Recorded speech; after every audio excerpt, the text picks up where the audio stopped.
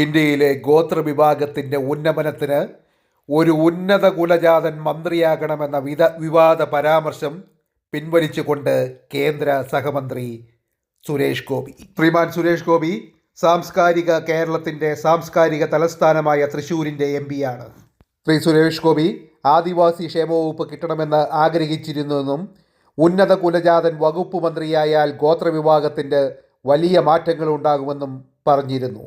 Delhi Mayur വിഹാറിൽ BJP Kerala ഘടകം സംഘടിപ്പിച്ച തെരഞ്ഞെടുപ്പ് പ്രചാരണ യോഗത്തിൽ പ്രസംഗിക്കുകയാണ് സുരേഷ് ഗോപിയുടെ ഈ പരാമർശങ്ങൾ.